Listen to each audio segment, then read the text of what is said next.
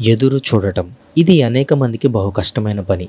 చాలామందికి వారు అనుకున్న సమయానికి వెంటనే జరిగిపోవాలి, ఆలస్యం కాకూడదు. ఆలస్యాన్ని అసలు భరించలేరు. అది ఉద్యోగం కావచ్చు, వివాహం కావచ్చు, ఒక వస్తువు, వాహనం, పొలం, గృహం కొనే విషయం కావచ్చు, లేదా ప్రార్థనకు జవాబు కావచ్చు. మనం అనుకున్న సమయానికి అన్నీ జరిగిపోవాలి. లేకపోతే ఇల్లు పీకి పందిరి వేస్తాం, అరిచేస్తాం, కేకలేస్తాం, కోపతాపాలకు లోనై మనశ్శాంతిని కోల్పోతాం. మన చుట్టూ ఉన్న వారికి మనశ్శాంతి లేకుండా చేస్తాం. అది ఎప్పటికీ మంచిది కాదు, ఎవరికీ క్షేమం కాదు. ఇటువంటి తొందరపాటు స్వభావం మనకు మేలు కంటే ఎక్కువ కీడే చేస్తుంది. ఏలనంటే గొంగళి పురుగులు ఒక మట్టిగూడు కట్టుకుంటాయి. ఆ గొంగళి పురుగు సీతాకోక చిలుకగా బయటకు వచ్చే సమయంలో ఒక టీచర్ దానిని తెచ్చి ల్యాబొరేటరీలో పెట్టి పిల్లలందరినీ పిలిచి, మీరు గమనిస్తూ ఉండండి, ఈ గొంగళి పురుగు కట్టుకున్న నివాసంలో నుంచి నెమ్మదిగా షెల్ని పగలగొట్టుకొని లోపల నుంచి సీతాకోక చిలుకగా బయటకు వస్తుందని చెప్పి ఆ గూడు అక్కడ పెట్టి కొంతసేపటిలో వస్తానని బయటకు వెళ్ళింది.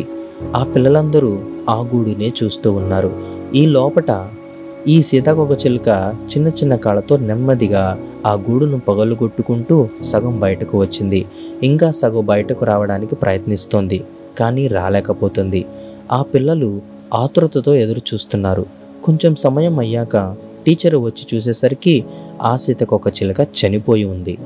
ఒరే పిల్లలు, ఇది చనిపోయి ఉందేమిటి, ఏమైంది అని ప్రశ్నించగా ఒక కుర్రవాడు ముందుకు వచ్చి, టీచర్, ఈ సీతాకోక చిలుక బయటకు రావడానికి చాలా ప్రయత్నం చేసింది. సగం మాత్రమే బయటకు వచ్చి మిగతా సగం బయటకు రాయలేక అది ప్రయత్నిస్తూ ఉంటే మేమందరం కలిసి సహాయం చేశాము. ఒక్కొక్క కాలు పట్టుకొని బయటకు లాగాము.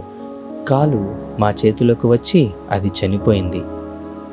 దయచేసి గమనించండి, గొంగళి పురుగు తనంతట తానే తన కాళ్ళతో గెంటుకుంటూ ముందుకు వస్తేనే దాని కాళ్ళు బలపడతాయి. ఆ విధంగా స్ట్రగుల్ అవుతూ అది బయటకు వస్తేనే అది పూర్ణ ఆరోగ్యంతో ఉండగలుగుతుంది. అప్పటి వరకు మేము ఎదురు చూడలేము, అది వెంటనే బయటకు రావాలి, అందుకే లాగాము అని లాగితే ఏమైంది, చనిపోయింది. మనము కూడా మన జీవితాలలో చాలాసార్లు ఇదే చేస్తాము. దేవుడు మన జీవితాలలో ఏదైతే చేస్తానని వాగ్దానం చేశాడో, ఏదైతే మనకి ఇస్తానని అన్నాడో, దానిని దేవుడు మనకి ఇచ్చేంత వరకు మనం ఓపికతో, సహనంతో, ప్రార్థనతో ఎదురు చూడకుండా ఆ చిన్న పిల్లల వలె ప్రయత్నం చేస్తాం. దానివల్ల మనం పొందుకొనవలసినది పొందుకోకుండానే అది దూరం అవుతుంది, మనకు కాకుండా పోతుంది. ఆత్మీయ జీవితంలో, వివాహ జీవితంలో, ఉద్యోగ విషయంలో, చదువు విషయంలో, సేవ విషయంలో, కొన్ని ప్రాముఖ్యమైన విషయాల్లో తొందరపడి నిర్ణయాలు తీసుకొని కష్టాలు కొని తెచ్చుకున్నవారు ఈరోజు అనేక మంది ఉన్నారు.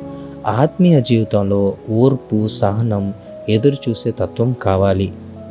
దేవుని సమయం కోసం, దేవుని చిత్తం జరిగేంత వరకు ఎదురు చూడాలి.